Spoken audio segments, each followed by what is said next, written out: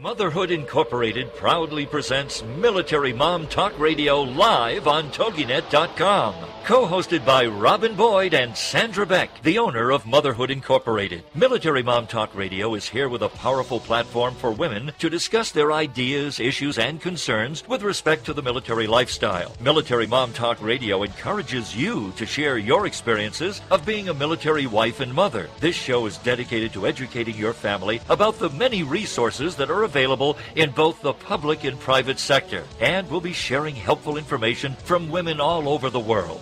We'll cover everything military, from helping a family member cope with post-traumatic stress disorder, to navigating government programs dealing with family issues, to the struggles of deployment, along with being a working mother both in and out of the home. This is Military Mom Talk Radio, and here are your hosts, Sandra Beck and Robin Boyd.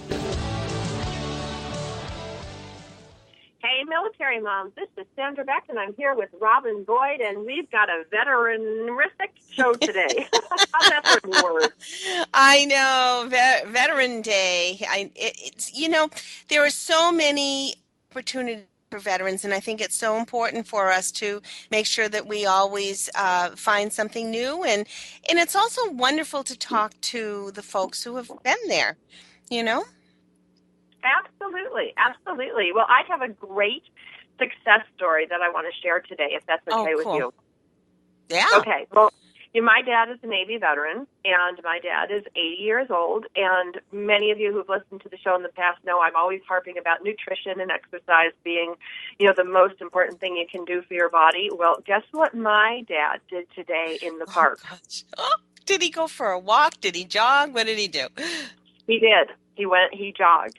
And when he first came to live with me 5 months ago, he could barely walk up and down the stairs. He was tottery and dottery, and we've done some yoga in the pool.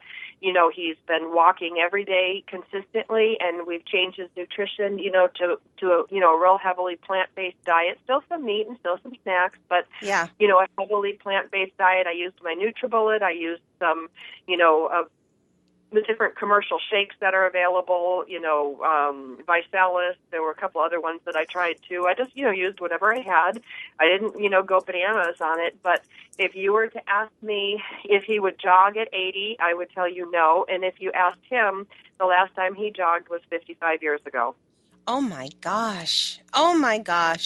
Well, I think it's a set of a mindset. And if you have your mindset on doing something, you're going to get there. You have to, of course, take in some accommodations to your body's age. You just can't go out there and run the marathon if you haven't and if you're not fit. But working up to it, there's no reason why you can't. Well, you can't. Well, and what got us inspired was, they had this, they do this thing in our park. Our park is very small. It's got a, 1.5 mile track around it, and that's it. It's the inside of a 1/2 mile track. And we were looking at the winners for the little marathon that they did. It was only a 2.5K run. But we looked at the winners, and the youngest person to complete it was 4 years old, did the whole, 2.5 miles. Yeah. Or 2.5K, whatever it was. And then the oldest was 85. And I thought, we need to reset our thinking and what our minds and bodies and spirits can do if we focus on it. And I was really inspired because on my sister's show, Powered Up Talk Radio, we had interviewed last week a woman who had a spinal cord injury. And for 3 years, she could not walk. She was a paraplegic. And today she dances and she walks. And, she did conventional medical treatments, but she also did a lot of yoga and meditation and swimming and walking and changed her nutrition. So I think we've just, tipped the top of the iceberg in what our bodies can do to heal ourselves. So I wanted to give the message to everybody out there, no matter what body shape or size or wellness level you're at, it's worth focusing on improving to have a better quality of life. I agree. I had done quite a bit of reading when I was going through my chemotherapy, and that was the topic of one of the books and it wasn't called Mind Over Matter, but it was Mind Over something, and you put your mind in that forward healthy state, and you control your mind, and it puts your body into a more receptive context, I guess you could say. It helped for me, and I can't say that maybe there wasn't other. There certainly was the advantage of the medicines, the kind of cancer I was going through, but I just honestly believe that your mind is very, very powerful, and you have the ability to make some advancements in whatever else you're doing, even if it means to keep yourself more positive, to accept the benefits of the medication that you're getting. I mean, that's it in a nutshell. Well, and the funny thing is, Rob, what does it hurt? It's like I look at my dad and go, he's still taking his, Lipitor and his, whatever his medications Of are. course. It'd be interesting to see if he keeps on this, keeps taking care of himself, if he can get off some of those medications. But, nobody's advocating stopping anything. They're just advocating, get up and move, walk a little bit, and take a little better care of your nutrition, take care of your body, mind, and your spirit. How can you lose? That's right. And I'm really glad that more and more physicians are looking at, I don't want to say alternative medicines, but yeah, alternative medicine in that context, that it's not replacing what they know is going to be a tried and true, but there's certainly the room for taking in some other things, whether it be vitamins, whether it be nutrition, whether it be, and even when we talked with that doctor from the Cancer Treatment Centers of America, remember, they were talking about a complete approach, not just a one-track approach, but the naturopathics and the mind and body. It all tied in, and that was helping you become healthy. So. Well, yeah, and I think, and I would love to, introduce, because, I like to make up words like betterific. I would like to change, I'd like to change this alternative medicine to a term, and I was thinking about this, called complementary medicine. It's that's a lot better. Yeah. How can you, eating right is not going to interfere with your chemotherapy. Correct. Gentle exercise or stretching or walking or whatever it can do is not going to interfere, with your. You know what I mean? It's like, the funny thing, I think of yoga being called alternative. We have that yoga expert on here, and I think it's so funny that it's alternative as opposed to complementary. I agree. You're so right on there. And next week we have Deb Belanger coming back on, I saw. So talking about good fitness and good health and good nutrition. She's the gal. She is. And, and all these women, have been such inspiration to me to change my life, from a physical standpoint. And I'll tell you, when you take care of the physical, the mental and the spiritual just march right along behind it. So if you don't know where to begin to change your life, changing that, your diet and nutrition and your, the amount you move every day, it just seems to supercharge the other things. It does. Yeah. Yeah, it does. Speaking of spring, how's the weather getting out there? We're getting into mud season out here. Oh, you got mud season. Oh, it's beautiful out here. It is beautiful. 70 and sunny today, no complaints.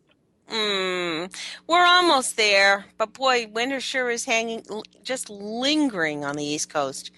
It is so, I'm talking about getting some fresh air and getting out and getting exercise. It's, we're really thirsting to do all of that. Today we had a little sleet and rain and snow.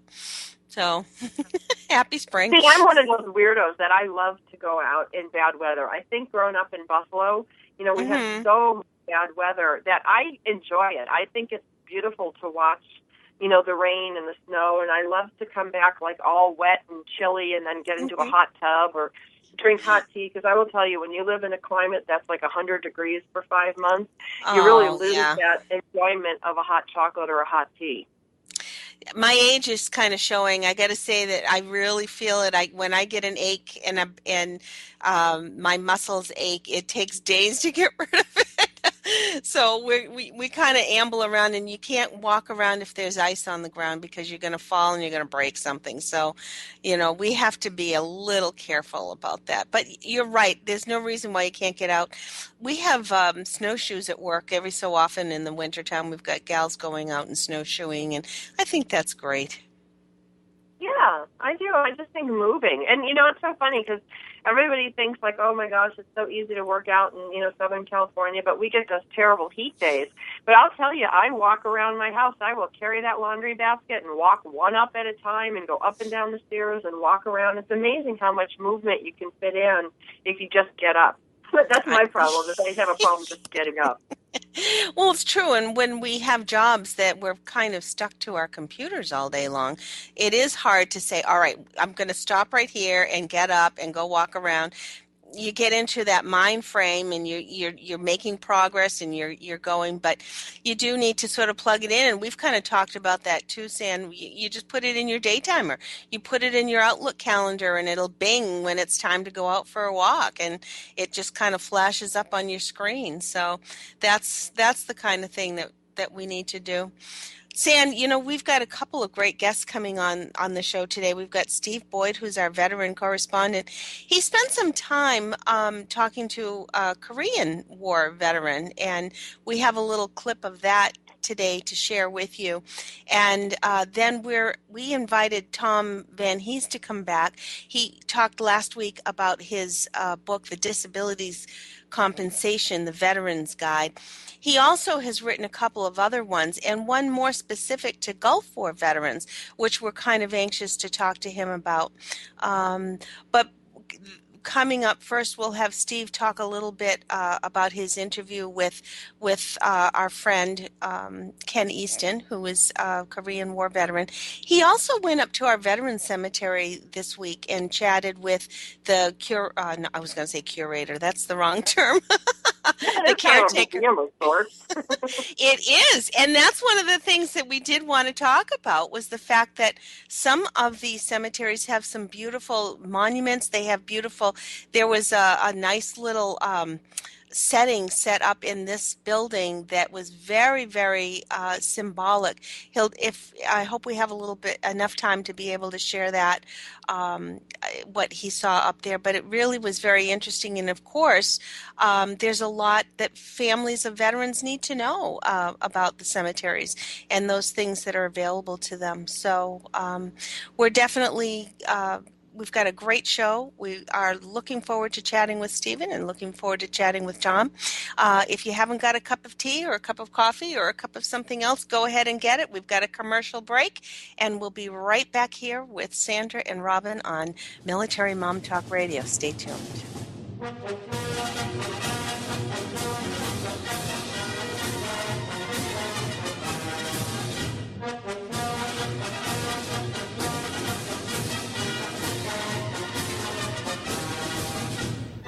Are you a military mom looking for help in dealing with the system?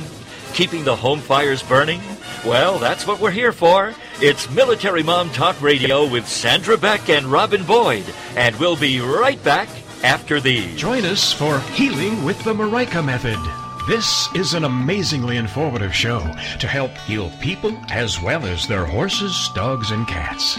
This show inspires and empowers people to take charge of their own health and their animals' health using the power of diet, nutrition, natural medicines, and lifestyle to heal a variety of health problems.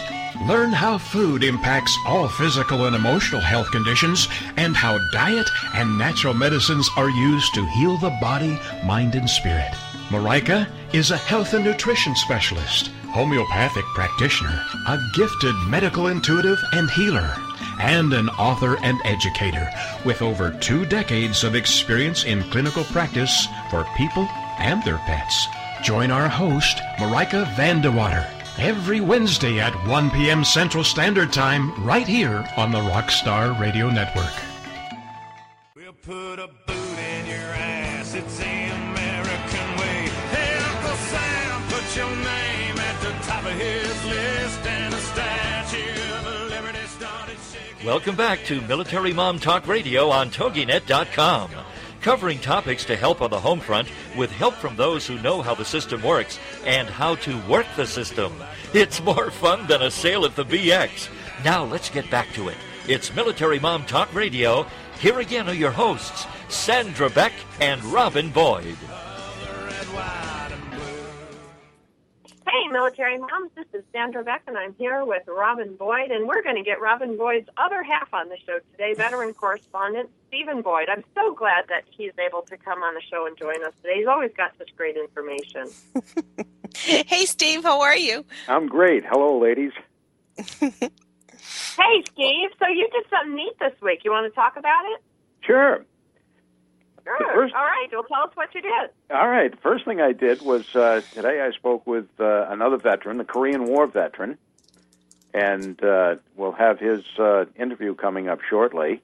And the other thing that I did was I've always been curious about where am I going to be planted. Not that it's one of those things that you think about because I'm not close to it, but it's like writing a will. It's something you want to think about for the future. And as a veteran, I was thinking, well, there's Arlington or something local, so I checked into it, and we have a veterans cemetery right here in New Hampshire that's absolutely beautiful. Well, Steve, let's listen to your interview right now with Ken Easton, and then when we wrap up this segment, we'll talk a little bit more about your trip to the cemetery. That sounds kind of funny saying it that way. Just visiting, not Just moving visiting. in. Casey, let's roll the clip back. and let's That's meet Ken cool. Easton. Today I have with me Ken Easton, a Korean War veteran, and he's going to tell us about his service and how he deals with the VA and how great the VA is. Hi, Ken. Welcome to Military Mom Talk Radio. Well, thanks so much, Steve, and I'm glad you suggested that I come on. So ask me some questions. Sounds great. What prompted you to join the service in the first place? Well, as a young lad, I was actually in a military school in New York State, and sort of naturally at that time, upon graduation, it sort of followed that I went into service. I didn't have any particular other goals at that time, but the time in service and the education I received in the service did me well later on. So that's primarily what happened in the first instance. Okay, so that prompted you to go in. The draft was still going on during the Korean War in the early 50s. Is that correct? That's right, and I went in. While I volunteered, many of my companions in there were draftees, so we had sort of different outlooks on most everything. Now, as I mentioned, you did serve in the Marine Corps. What prompted you to join the Marines rather than, say, the Army? Well, I might need a whole night on that. Remember, I was just a young fellow then.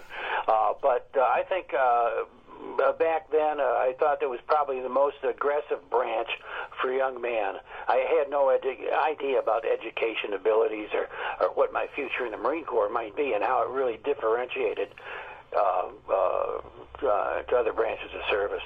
Yeah. Was anybody else former military in your family that prompted you to join the Marines? None.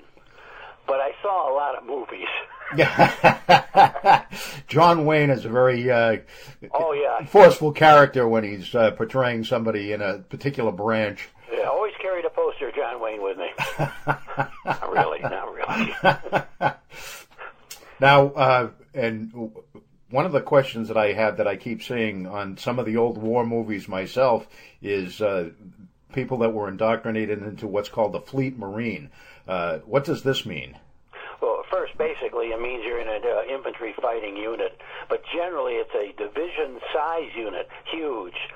There's 3 of them in the Marine Corps, 1st, 2nd, 3rd, and each of these 3 FMFs or divisions could go individually into large-scale combat commitment with full supporting components. This would be like tanks, artillery, and even an aircraft wing, and a motor transport battalion to shuttle troops and supplies. I was part of the motor transport battalion in the supply function in a combat area. Right. So you were hauling the ammunition, water, and food supplies up to the guys on the front line. So, in essence, you were a bigger target than the guys you were delivering to. Well, I didn't have that much weight on as I do now. But, yeah, we were, in a way, we were choice targets, of course. But, yeah. right on a DMZ, but not too often. Yeah, so you still had to be close enough to the military to supply the ground troops, the infantry, to supply them with the equipment that they needed almost immediately. In that situation, and I believe in most branches in that situation, regardless of what you've done, you're an infantryman first, and we always carried our weapons, and sometimes we had things to do, but of course. Yeah. Okay, where did you do your basic training? There's a nice resort called Paris Island, South Carolina. That was a real wake-up call for a 17-year-old kid. And would you believe I went to Paris Island in South Carolina, and I joined in August? Yeah, I shed a lot of weight real quick. So you didn't have to worry about the drill instructors as much as you did the alligators and the snakes and that sort of thing? Oh, right, those sand flies all over the place, and they'd land on you and bite you, and you go to hit it, and the DI would say, son, they got to eat too. Leave them alone. You know, with sand fleas. Yeah. Now, where did you serve, both stateside and overseas, if you can tell us that? Well, after I got out, I went back in, so I had and got married, so I had an extended time in the service, but you certainly, as I said, Paris Island, South Carolina, and I went to North and South Carolina, I went to Virginia, I went to California, I went to Korea, and I served in some specialized duty in Massachusetts, and my wife and I were stationed in the Naval Academy, and finally we were at the Marine Corps Air Station in Cherry Point, North Carolina, where we were discharged. Okay, now... I've been pretty much and also a year or so in Okinawa, so I've been all over the place. Okay. Now, how many total years did you spend in? First 3, which was the normal enlistment, and then you've mentioned during a draft time, but I enlisted, and then after that another 9. Another 9 years on top of that. Yeah, I was going to stay in, but that's a whole other story. But I got out and went to school. Okay, so your entire time in where you were an enlisted man? That's correct. Okay.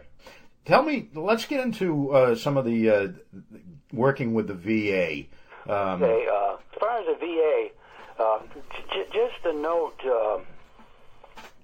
that veterans, if they go to the VA, it's not all medical, but that you can retain your outside primary care doctor. You don't have to give up that at all. But at the same time, you can have a doctor or a nurse practitioner assigned to you from the VA. Now, the VA can give you as much coverage on your regular, as your regular physician. They compare notes, they compare diagnoses, treatments, and medicine recommendations. And the VA gives you these medications frequently without cost, but sometimes with a copay. Now, as far as specialties, what do they do? Now, you do not have to be a combat veteran. Just simply being in the service, you have certain benefits. These are annual examinations, shots, immunizations, eye checks, hearing, etc. I'm not saying that you don't get some of these on the outside, even with your other doctor. Sometimes they will do a dual program just to make sure that these things are doing right and you are following what you're supposed to do. So a veteran or a service person gets a complete coverage from the VA. And I've been involved in continuing involvements with the VA over many, many years, not only medical but educational, helped me finance a home, so many things. And the VA was extremely important to me. And if a spouse, male or female, is deployed overseas, the other spouse, male or female, can go into the VA and start working on a home financing and this kind of thing, or educations. So when the spouse comes back from overseas, the other spouse has this stuff all set up. Yes. And it's a wonderful benefit there to be able to do that. If you're a veteran and want to help out, that you can apply to these places, and they're always anxious to bring you aboard and help out your fellow veterans. That's true. That's right. Okay, Steve, and one more thing. Thank you for your service. Thank you for your service. Okay. Carry on. Thanks, Ken. Okay, bye. Bye. That's Mr. Ken Easton. What a delightful man. He himself is an author. He is a he has been a keynote speaker. And Steve, that was a wonderful interview. Yeah, he's a good man. Now, the way I found out that he was in the service, obviously, was he goes to our church, and on Veterans Day and on the weekends that they do it, he wore a sport coat with his Marine Corps emblem on it, and he had some lapel pins of some decorations in them, and with veterans always hook up one way or the other. I think so. And one of the things that we're starting to notice, Steve, as we're talking with people of different generations, there may be some differences, but there's that underlying bond and that underlying constant that I think all of you share, which is really important. Yeah, all veterans are pretty much the same, regardless of when they served. The wars change, the people that we have to fight change, and the weapon systems change, but we're all American veterans. Absolutely, absolutely. Now, on the other side, and before we go on any further, let's make sure we do say thank you very much, Ken Easton. We appreciate it, and he is the author of Surviving Your Business Debt. If you are interested, he is a financial business consultant. On the other side of the break, Steve, we're going to keep you with us for a little bit longer. We want to talk a little bit about what you discovered for the veterans' cemeteries, and also in tandem, on another time that you visit with us, we're going to talk a little bit about the veteran homes that are also within the national network, and I think that that's important for people to know a little bit about. But on the other side of the break, we'll talk with Steve Boyd about his visit to the Veterans Cemetery here in New Hampshire, but it will be constant throughout all states. That's one of the questions that we're going to ask Steve. How many veteran cemeteries are there, Steve? That's going to be a Jeopardy question for you. There's more than 50. Quick, look it up on the break. Quick, look it up.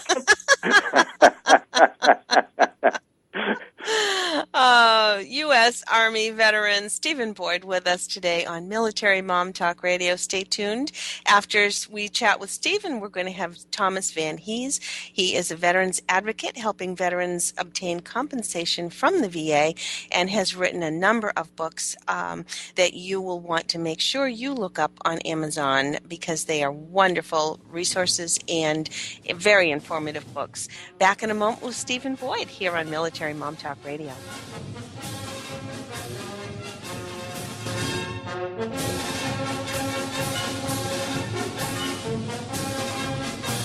Are you a military mom looking for help in dealing with the system?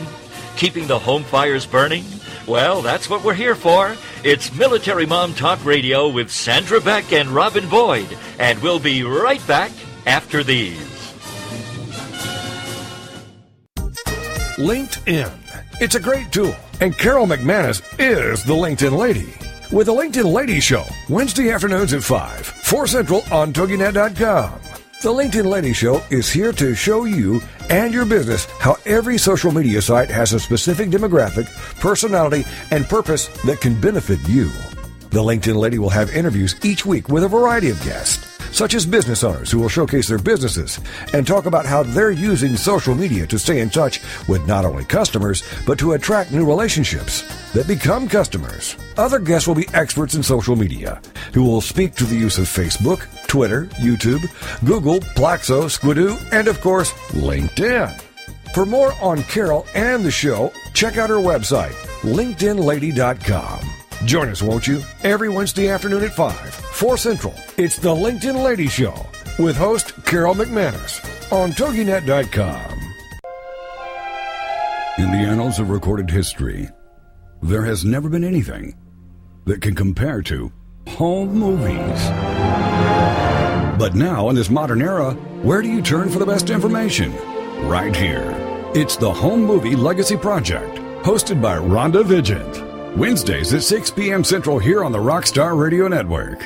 Learn how to organize, digitize, share on social media, use as genealogy research, repurpose, or even monetize found footage. Discover ways to find films about your own family that you didn't even know existed. Or create a documentary that can use the power of home movies to deliver a message that can impact the lives of many. For more on Rhonda and the show, go to our website, homemovielegacy.com. Then be here as the journey continues with the Home Movie Legacy Project with Rhonda Vigent. Wednesdays at 6 p.m. Central, here on the Rockstar Radio Network. 'Cause there ain't no doubt I love this land. God bless the USA.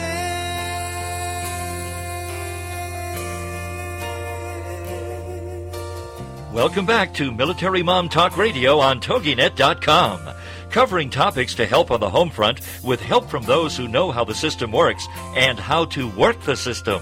It's more fun than a sail at the BX. Now let's get back to it. It's Military Mom Talk Radio.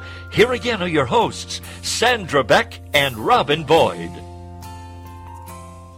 Hey, military moms, this is Sandra Beck, and I'm here with Robin and Stephen Boyd today. We're doing a veteran special show. We just had a great interview with, Rob, what was his name? Ken Easton. Oh, I was going to say Ken Blanchard. So Ken Easton, yeah. We got them all mixed up. That's my signature move of getting people's names wrong. For those of you that missed the first half of the show, you can pick us up on iTunes. You can also find us on TogiNetRadio.com. You can also find us on our website by the same name, Military Mom Talk Radio. We have 180 hours of family-friendly military programming that brings you the best in authors and charities and military service groups, as well as interesting interviews like we had today. Now, we have a great topic today because we tend to cover on our show some things that most shows don't cover. We've covered cremation, we've covered hospice care, and today we're going to cover military cemeteries, because it's a natural fact of life, Rob. We're all going to exit this planet at some point or another, and people are going to need to make arrangements for us if we don't. So I love that Stephen went up and started to do some interviews and talk to people about what is available in our veteran cemeteries. And before we went to break, we asked Stephen, how many veteran cemeteries are there in the United States? Well, that's a tough thing to say, but I know where to find that information out. The federal government under cemetery, cem.va.gov, has a website, part of the Veterans Affairs Department. Now, I counted 45 states with at least one cemetery in it, and some of them had as many as 6 or 7 cemeteries. Not all of them are under the auspices of or working in conjunction with the states, but many of them have grants that they work together on, which is how the New Hampshire Cemetery was formed. That's really neat, Stephen. So we've got, lots of options to choose from. Do you get to choose your state, or do you, like some people in the military, they may be living in a different state, and, are you allowed to choose the state? Do you apply? How do you get buried in one of these veteran cemeteries? In New Hampshire, I checked into quite deeply. The other states, I'm not quite sure about whether you have to be a resident. The ones that are probably in conjunction, that have gotten grants from the federal government in conjunction with the VA, probably allow anyone. New Hampshire does. You don't have to be a resident of New Hampshire to be interned here. That's amazing. That is amazing. So who pays for this stuff? Is this you mentioned funding. You mentioned a federal grant or something like that. How did these cemeteries stay afloat? These cemeteries, this was, the New Hampshire Cemetery came into being by legislative action in 1997, and the state was paying for it, and then they got the grant from the federal government to set this up. But a lot of the money comes from volunteers and just donations. They have a memorial walkway, for example, where you can purchase a brick with the veteran's name on it, and it's placed in the walkway for various amounts of money. You can leave a legacy inheritance portion of your inheritance to this organization, and this place is absolutely beautiful, the one here we have here in New Hampshire. Oh, I bet it is. I bet it is. Does it cost the family anything? Like if, my dad is we already have our burial plot, but does it cost anything? Like, do you have to go and buy a plot and do you pick out a location? How does that work? No. What you do is in New Hampshire, in most the other facilities, you fill out an application, supply your DD-214, your discharge papers, and they let you in, and it's all free of charge. The federal government supplies your headstone or marker free of charge anyway, but our plots here for veterans is absolutely free. And spouses can be buried with you, and dependents can be buried with you. Now, there is a cost for that. Okay, so they cover the cost of the veteran, but not for the wife or the husband or the dependent. Correct. That there's an additional cost. And I would imagine that would vary by state, vary by location. I would imagine. Yeah. In New Hampshire here, it's $350, which is very modest for being interred with your family. Yeah, that's nothing. That's nothing. I know in New York, the burial plots that my parents bought were about $3,000 each, and it was $3,500 for me to have a plot with them. So yes. I would say that's a really good deal. Now, New York was one of the funny states that I noticed that as being as large a state as it is with such a large population, there's no veteran cemetery in listed for New York. Huh. That's strange. Yes. Yeah. Like I say, there's only 45 states there that have them, but the other 5 states and some of the protectorates don't have veteran cemeteries. What they do is they supply you with headstones or markers or whatever for wherever you're being interred. Huh. That's neat. That's interesting. I know that there's a national cemetery out on Long Island. That's the only one that comes to mind, but that's considered a national cemetery. I don't think that's considered a veteran cemetery. They may call them different things. Yes. Yeah. But under the VA site, it wasn't listed. They had none. Yeah, interesting. So, Stephen, you came across some neat stuff while you were doing your research. Do you want to share that with us? Sure. Like I say, the federal government supplies grants in the state. One of the things that they have up there is they have a veterans walkway with memorials for all the branches, including Merchant Marine. Now, we have a central area that is the flag area, and it's circular, and around that are granite monuments with historical information about the various wars, things that are unique to New Hampshire. For example, the one that I saw that's right near the roadway was the New Hampshire militia was established in 1680. Wow. So it's been around there since then? Yeah, as far as not the cemetery itself, but that's where it all started from. Yeah, I think that's interesting. You know what I liked about what you've said, Stephen, so far is that it didn't seem to be too difficult. You know, we talk a lot about, veteran services, and sometimes there's red tape, and, we have Tom Van Hees coming up to talk about, making appeals, to the Veterans Association. But, it seems fairly straightforward that you fill out the application and you give a copy of your DD-214. Yeah, it's you have to go through a selection process anyway for this particular cemetery, and the grounds are taken care of by the state, and it's immaculate. It's a mini version of Arlington, is what it is. The photographs. They're always doing memorial services up there. They have a chapel on the grounds, but then they have certain ceremonies for Veterans Day and so on. And I've been up there at Thanksgiving, and we lay wreaths on every grave with a headstone. And then that stays there through Christmas, and then the wreaths are removed. Now, when I was up there the other day, I was walking around the cemetery, and we've had so much snow up here that we had a snowstorm just after the wreaths were laid, so they've been buried under 4 feet of snow, and that cleanup will be coming up shortly, which I'll go up and try to help with. That's the same cemetery that we did the that video that we've played every year, Sandra. Yeah. Yeah, that's the cemetery.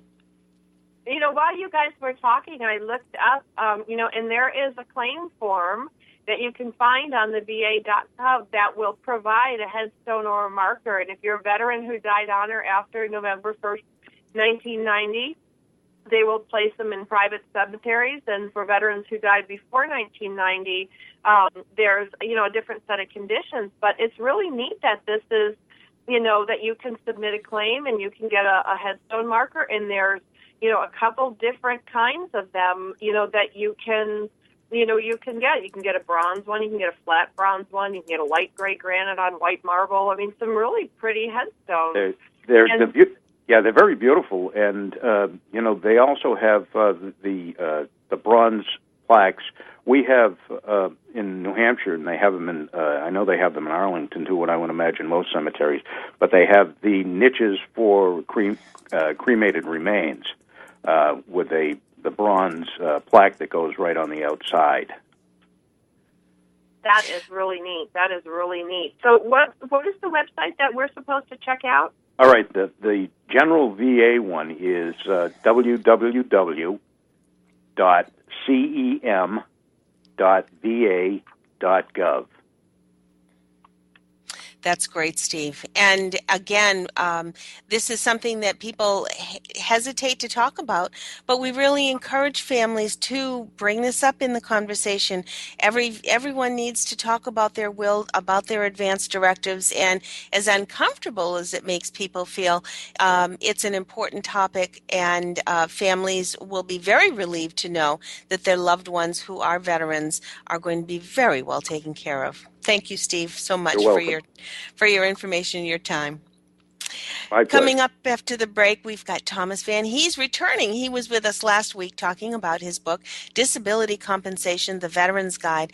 We're going to breeze a little bit on that again, just to give you a little bit of an overview of what that book entails. But there's also another book, sort of a sequel, I guess you could say, more specific to the Gulf War veterans. We want to make sure that we find out a little bit about that. And then he's also collected some memoirs in Life Interrupted by War. Thomas Van Hees with us right after the break here on Military Mom Talk Radio.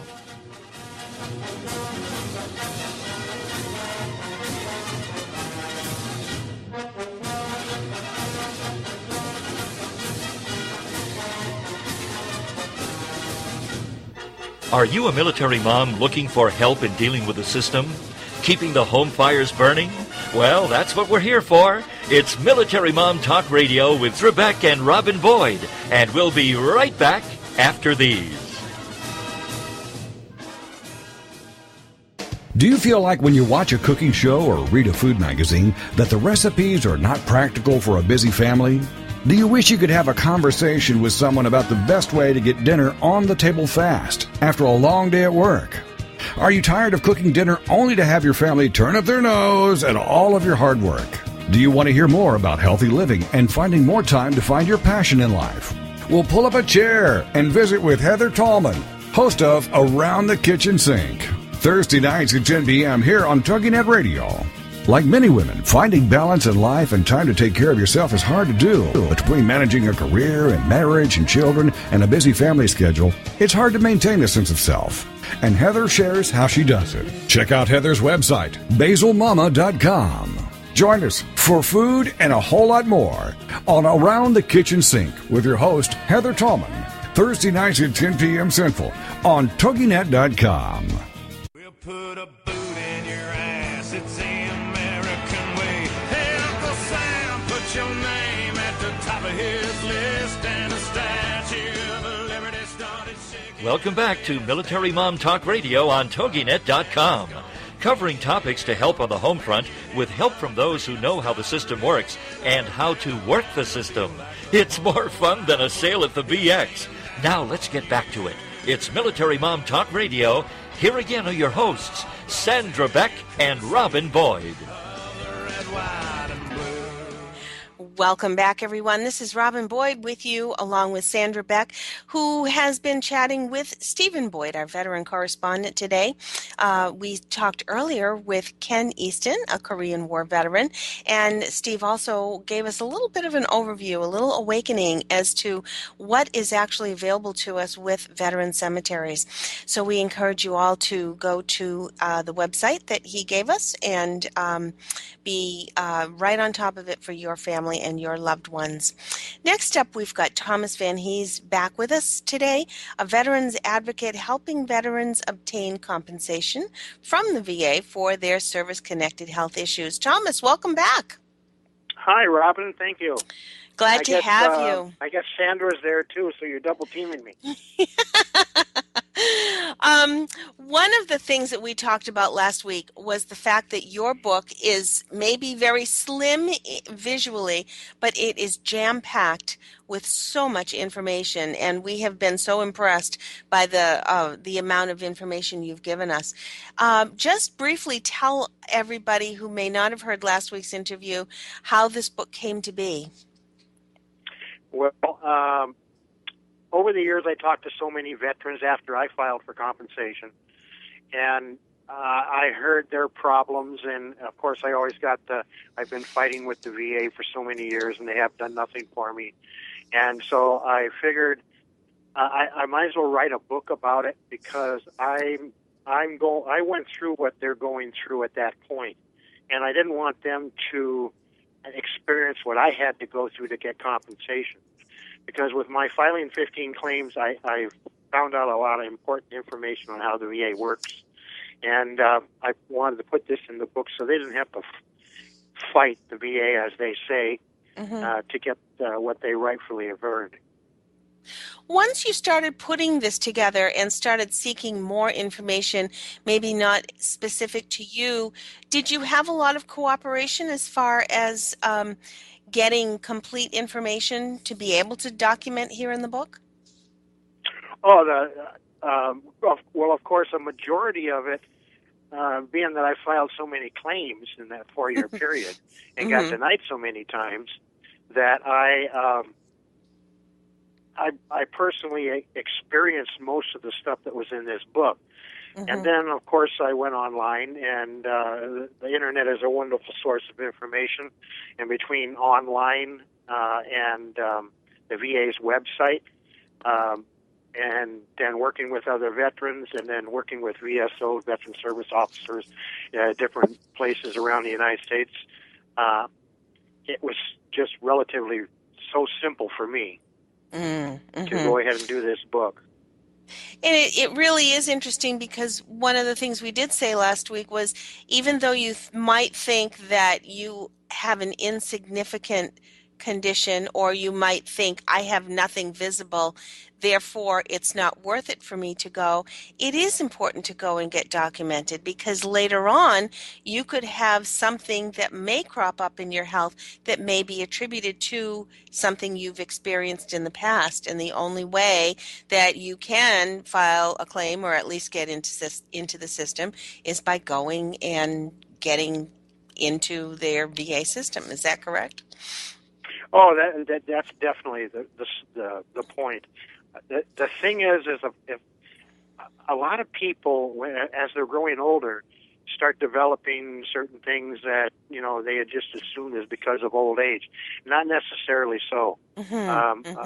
For instance, somebody that jumps out of airplanes, one bad landing 50 years ago, he has a severely sprained ankle. He was treated for it. It's in his service medical records. And now he's got severe arthritis in that ankle. That's a service-connected disability. He can file compensation for it. And not only that, because of that ankle, it could go up into his knee, and then he favors that leg. His other leg can go bad. When you got two bad legs, your lower back goes bad. So those are all secondary conditions to the primary ankle condition. So he can file for all of that. Wow. Now, Tom, what was so unique about some of the circumstances in the Gulf War that warranted you to write a sequel, if you will, for disability compensations for those veterans? Well, when I was dealing with the veterans that, most of those veterans I deal with are Vietnam veterans. I have dealt with a good majority of a number of World War II veterans and some Korean veterans. Nobody seems to be helping the Gulf War vets. The problem that they have is they suffer from a whole different bunch of health issues. We as Vietnam veterans, though a majority of the health issues suffered by Vietnam veterans are from Agent Orange exposure, the Gulf War veterans are suffering from now will continue to suffer for an undetermined number of years. And that's really scary. Though Vietnam veterans know what caused their diseases and their health issues, the Gulf War veterans do not know what caused their unexplained, undiagnosed symptoms and illnesses, and this is tragic. But take my word for it. Let me back up a little bit. Shinseki, who is the director of the VA, has already stated to Congress that he is going to take care of his veterans, the Gulf War veterans, if they come up with a undiagnosed or a mysterious health issue. They will be treated for it. They're not getting compensation for it now, but take my word for it, compensation is coming. I guess with everything, they have to have a number of statistics showing necessity, and once the necessity is evident, that's when they'll kick in. I guess if that's the pattern, I guess that's what they've got to do. But I'm very pleased that you've taken the time to identify these specific conditions for this group of people, because I'm sure that there is a huge number of veterans that fall into this category. Oh, definitely. Definitely. Now, I wanted to talk a little bit about your other book, your memoirs, Life Interrupted by War. It is, I'm sure, a diary of sorts, but was it something that you wrote along the way, or is it something that you, as you were finding time and recuperation perhaps, that you decided to think back on your time away? No, that came about in 2007. In my book, there's one character in there that appears in a whole bunch of different situations and experiences that we all went through there. And he was killed on the morning that I was shot. He was killed 23 days later, carrying my machine gun. And I never was able to get a hold of his family over the years. And some 35 years later, through one of the guys in my unit, I made contact with the only two living relatives in his family, his nephew and his sister. And they wanted some more information about, I'll call him Moose. That's what I nicknamed him over there. And they wanted more information about it because he was not a letter writer. He didn't correspond with his relatives back home, so they knew nothing about what he went through over there, what he did. They didn't even know what his job was. So I sat down and I wrote a bunch of stuff down, and it ended up being 30 pages, and I sent it off to them, and they were just elated. And I got to figuring, I'm still in contact with some of my other guys. Why not sit down and write a book about it so they can share the information also? So that's what kind of led to it. When you came up with the title, Life Interrupted, do you think that one comes back and gets right back into where you left off in your journey of life? Or do you think you have a different journey that you have to take on as a new path? Well, for me, I was 17 years old when I joined the Marine Corps. There was 4 of us that went in together. What did we know? We had no direction in life. We joined the Marine Corps, and shortly after boot camp, most of us went to Vietnam. So when I got out of the service, and while I was in the service, I got married. And when I was in Vietnam, my firstborn son was 10 months old when I came home. I had no direction. I didn't know what I was going to do when I got out of the service. And so we just adapted to whatever life threw at us at that time. And it's been a journey. It's next year is our 50th anniversary. Wow. Congratulations. Thank you. That's fantastic. I think sometimes what we have found in talking with other people, there are times that things happen in an episode of life, and it doesn't necessarily need to be going to war. It could be the loss of a job. It could be an illness that doesn't give us the same capacity. And the term new normal has certainly been thrashed around in a lot of instances. And I think sometimes when there has been life interrupted, we need to be open to what the other side could be rather than what the other side isn't anymore. So I was kind of hoping that that was where your title was bringing you, was to open up to what is ahead as opposed to what didn't inspire because well, of... actually, this book, I wrote it.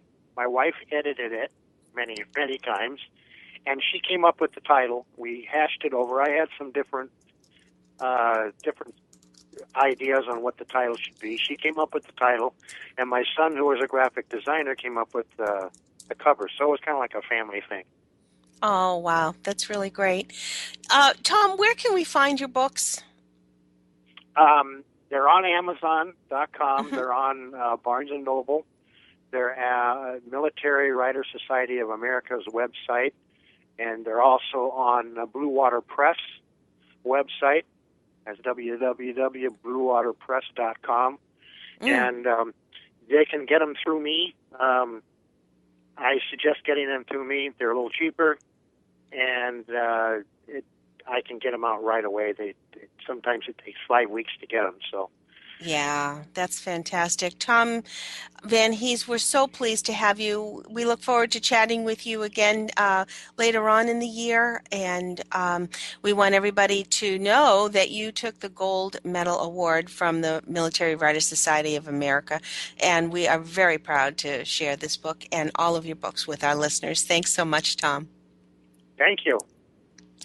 Next week, we have Deb Boulanger coming with us. She is Freedom to Fitness, I want to say, and I should have looked that up before I said it out loud because I know I will probably have said it wrong. She has been with us before, and she is not just talking about good fitness, but good health and good mental health as well as good physical health. So do join us next week for Deb Boulanger. This is Robin Boyd with Sandra Beck with you on Military Mom Talk Radio. We hope you all have a great week and look forward to seeing you again next week.